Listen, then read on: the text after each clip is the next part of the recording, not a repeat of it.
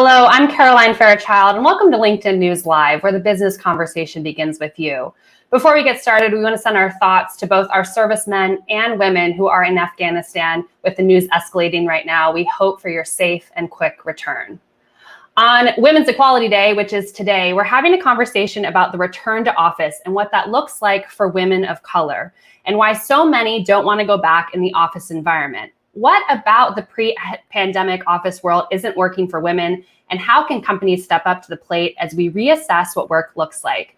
Joining me now is Stella Nicomo. She is professor in the Department of Human Resource Management at the University of Pretoria. She is the co-author of the critically acclaimed book, Our Separate Ways, Black and White Women and the Struggle for Professional Identity. She holds an MBA and PhD in Business Administration. Stella, welcome to LinkedIn News Live. Hello, Caroline. Thank you so much. It's a pleasure to be here. It's great to be with you. And joining us also in this discussion is Dr. Sadal Neely. She is an award-winning Harvard Business School professor and author of Remote Work Revolution, Succeeding from Anywhere. Her work focuses on how leaders can scale their organizations by developing and implementing global and digital strategies. She earned her PhD from Stanford University. Sadal, welcome as well. Thank you so much for having me. I have been looking forward to this panel for weeks. It is so great to be with both of you. I want to start just with on Women's Equality Day, because I feel like the people who are joining us in the stream need to know that while we are calling this Women's Equality Day, Black women were disenfranchised from the vote, what this day represents for many decades beyond this. Dr. Sadal, Neely, I'll start with you. How is that emblematic of just the general topic that we're talking about right now, which is just how we think about work and how women and their place in it? You know, it's an aspiration that not everyone is feeling, this idea of equality. You don't have equal representation at the workplace, particularly for women of color. You don't have leadership at the scale that you need to for women of color.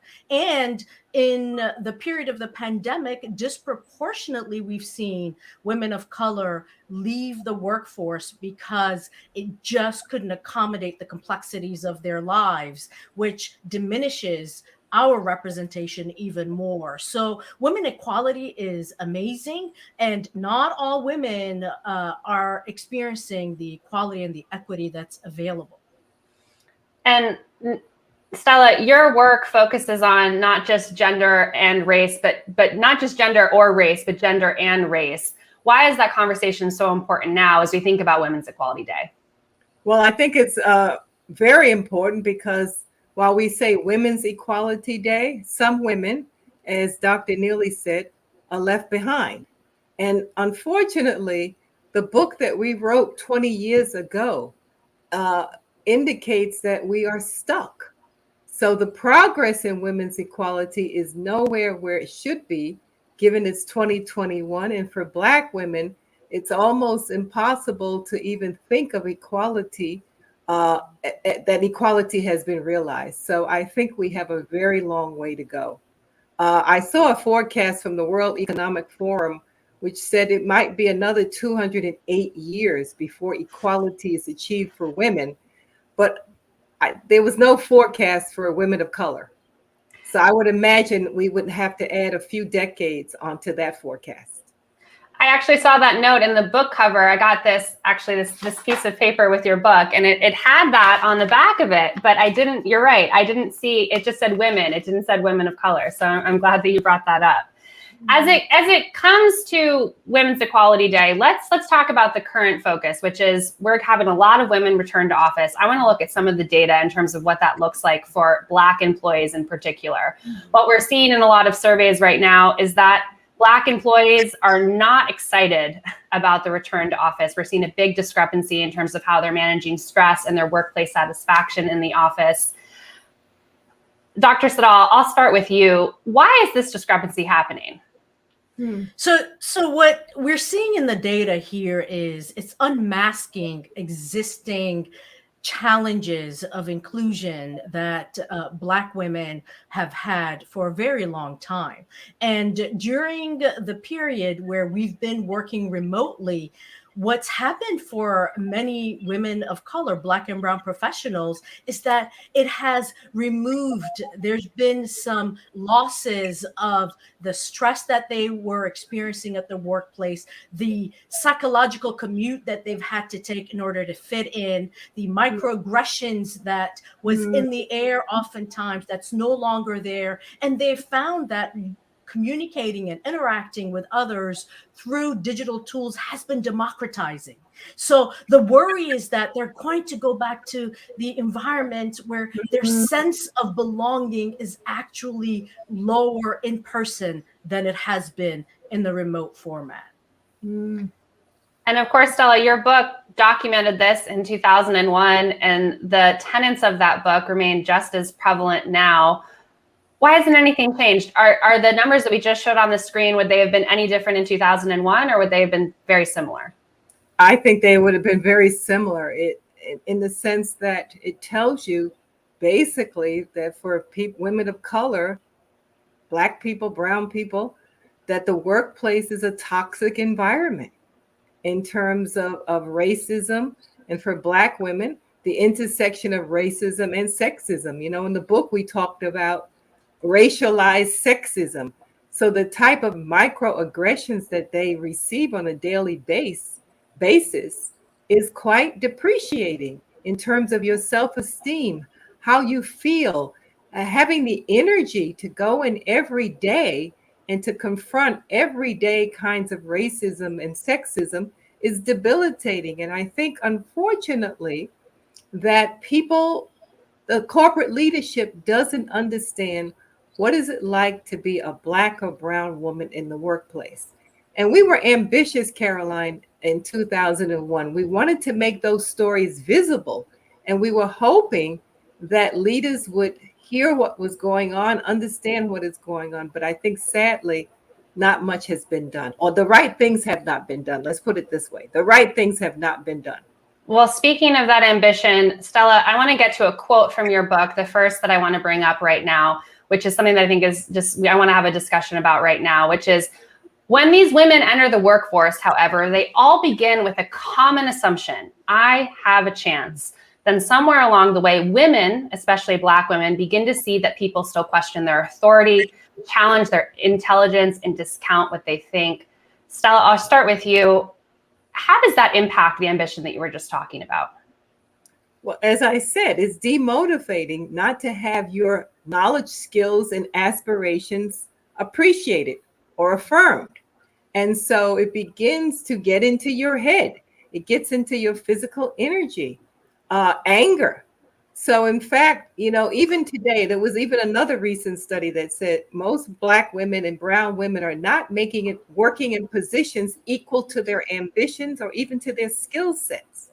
So it's quite disappointing. But I think, again, as I said, there is no way that you as a talented Black woman can continue to be in that environment. And unfortunately, you may leave your present environment, but as many women tell me, I go to the next environment and it's not necessarily better.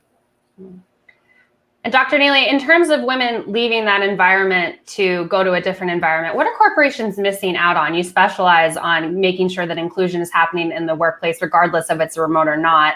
So what's happening here in terms of these women fleeting? We're seeing so many data points that are showing that women of color in particular are leaving corporate America. You know, even as I'm hearing Stella speak and using terms like microaggressions, it's interesting because many companies and many people in companies, they don't tend to like the term microaggressions because it feels accusatory and it feels like you've created an environment that's doing this. So I actually don't think the experience of Black women is understood.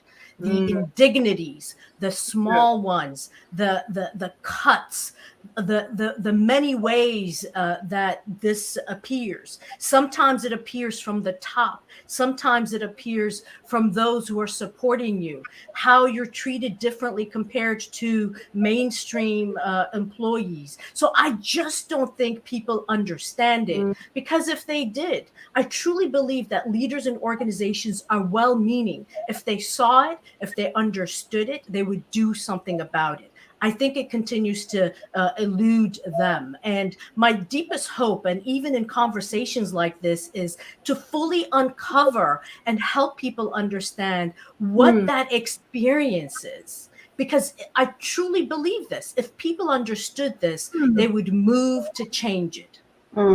Well, the hope of this show is to get more people joining us to understand this. And actually, I think I want to bring up a member quote that illustrates this very perfectly. This quote comes from Winifred Walker, and she said, "My children are grown and out of the house. However, I'm a caretaker for my mom who lives with us, and she is more comfortable knowing that I'm just in the next room if she needs anything or has an emergency.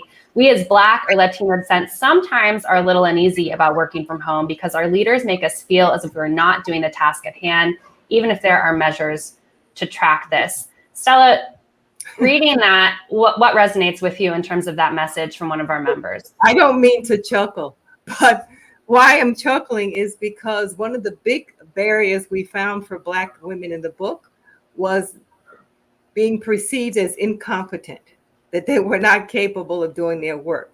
So it's actually interesting that even when Black women are working from home, there is doubt if they're really capable of doing the work.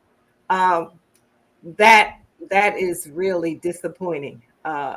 In fact, the women in our book were very clear. They understood, Caroline, that they had to work twice as hard to be seen as competent. And I don't think that has changed. So it's just ironic to me that, even working from home, you're under suspicion that somehow you're not performing. It was supposed to be this utopia for everyone in terms of just making work equal, but it just hasn't happened. And part of that has to do with just the leadership that we're looking at in companies. I want to bring up a stat right now in terms of what we're looking at when it comes to Black women. We have 2 CEOs in the Fortune 500 who are Black women. That was a 0, I just want to point out, last year. 1.6% of vice president positions and 1.4% of C-suite positions.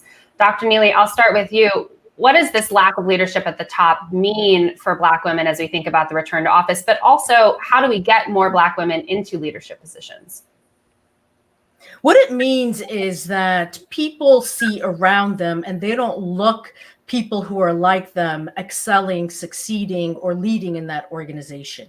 And this is tied to the representation that I talked about earlier. If you don't see others like you in leadership, it communicates to you that in this place, we don't think that you can rise to these ranks. That's the message. And in terms of how do you gain diversity, you need to expand the pipeline. We've all heard this pipeline problem or the pipeline fallacy, I call it. Increase the pipeline. You have so many more pipes today with the remote work revolution that I talk about, but entering networks, expanding that pool. But diversity is just one part of it. You will soon lose diverse candidates if your culture and your environment doesn't embrace people, or if there's what I call organ rejection when people show up. And when we think about opening that pipeline, Stella, this is something that we actually talked about on Monday when we were on the phone together. What needs to happen? Well, I think they should start to see where are Black and brown women in the pipeline. Where are they? And where are they getting stuck? And I think this has not been done, because what companies are doing right now and what they usually do when they're under pressure to make a change, they focus on recruiting. But where are the current women? I use this phrase of parking. They kind of park a Black woman in some position. They forget about her. She becomes invisible. No one is focused on her advancement or her development, for that matter. So one of the things companies, leaders need to do is to go look into that pipeline. Where are the blockages? Why are they blockages? And hold people accountable for the movement. I mean, leaders, I hate when leaders throw up their hands. We don't know what to do. We've tried. But if you do not make it systematically strategic, it's not going to happen. And so until they do that, Caroline, we're not going to see the movement. And the figures you showed are quite interesting to me and Ella, my co-author, Ella Bell Smith. When we saw those numbers ourselves about the 1.4%, we went back and looked at 2001, and Black women were 1% of the C-suite. And in 20 years, it only moved to 0.4. So what does this tell you? Nothing has been done. We are stuck. And we need leadership to engage in radical change. They cannot keep doing what they've been doing in the past. They have to face the inconvenient truth. It's not working. It's not working. The needle is not moving. It's not moving at all. And Dr. Neely, your work focuses on trying to get that needle to move. So in this particular point in the pandemic, as we're thinking about the fact that women have been disproportionately affected by the pandemic, women of color have been double disproportionately affected by this pandemic. What does that mean as leaders are thinking about the return to office or just the return to some sort of semblance of normalcy with the world of work? So the first thing is leaders, particularly leaders at the top of the house, need to get involved. One of the most moving conversations I've ever had and it's available, is with Ken Frazier, the CEO of Merck, who very wisely talked about, if you want to see a change inside your organization when it comes to diversity, the CEO has to be involved in making the recruitment inclusion as part of his or her or their top priority. It's not going to work otherwise. You can't delegate that away. The second thing is, in terms of that inclusion, there's a structural solution that people need to think about. One is, how can you infuse this remote hybrid work that Black women are saying has been such a relief valve into their work arrangements? So including that as people's work arrangements, from a cultural standpoint, it's time to truly understand the experiences of Black women through surveying, interviewing, because once you understand it, the entire culture has to change in order to embrace, welcome, and as my dear colleague and friend Frances Fry writes in her book Unleashed, welcome and cherish Black women. That will make a difference. Frances Fry, a LinkedIn News Live alum, she's been on the show as well. What we have to talk about, I have to, before we leave, is just the role that I play as a white woman in this. And so we talked about this earlier this week, but you've talked about being a co-conspirator as opposed to an ally. I'd love for you to unpack for our audience right now what the difference is between being a co-conspirator in this issue versus being just an ally. Yeah, and I think that the way Ella and I, my co-author Ella Bell Smith, actually came up with that term. And so the way we think about it, an allies are fine, but an ally is a more passive role. An ally can come in and leave. An ally just supports whatever is happening, but doesn't take any initiative. When we say co-conspirator, and it just doesn't, not necessarily confined to white women, we hope that white men and all people could become co-conspirators. But when you think of a co-conspirator is an accomplice, someone who works with you deliberately to make the change. They are willing to be a voice for change. They're willing to take the risk. And particularly for white women, as you see the progress that white women are making into senior leadership, the question I always ask them, what are you going to do when you get a seat at the table? What issues are you prepared to bring up? Are you going to be a voice for not only gender equality, but also racial equality, other issues where people are excluded, homophobia, classism? And so what do you do with that power as a white woman? And so we do see some trickling of more white women into the C-suite. If you look at the recent data, 41 women heading Fortune 500 companies. Most of those are white women. And I think that's particularly why we speak to white women to say, look, think about this now. What are you going to do if you get the seat at the table? Will you use your voice for change? And so that's what we mean by a co-conspirator. Dr. Neely, I see you nodding. When I spoke with Stella earlier this week, we were talking about how women are not going to advance until all women advance. And so I'd love your take on what this means for you in terms of being a co-conspirator versus an ally. You don't necessarily need a title. You don't need to have the authority, because if we wait for women to make it to the C-suite and add it to their agenda, the statistics that you cited will not move. So everyone, no matter where you are in your career, can take a stand, can ask the question at the point of recruitment: why can we expand this pool? This is a very homogenous pool. We can help do the mentoring work. Peer mentorship is also very powerful. If the system doesn't rise to support this change, meaning no matter where people are, if the structures aren't changed, if the cultures aren't changed, we will be having the same conversation at the next Women's Equality Day. And that is unacceptable. We can all make a difference. Otherwise, we're complicit with the problem. And I'm seeing some members in this stream right now agreeing with what you're both saying. I want to say a quick hello, and then I have a member comment that I want to bring up to both of you. We have Mary from Texas joining us, Elizabeth from Ghana, Erica from Connecticut, Chris from New York, Anna from Romania, and David from California. Thanks for joining us on LinkedIn News Live. And we have one member in the stream who wrote about how she thinks, or he, Black women aren't stuck, but actively blocked within corporate America. Stella, I'll start with you. What does that comment mean to you in terms of not being stuck, but actively blocked within the current systems that Kelly was talking about? Yeah, I will agree with that. When I use the word stuck, I mean in the sense that corporate America is stuck on the lack of the right action. But yeah, there, Dr. Neely referred to this. This is something that people must digest.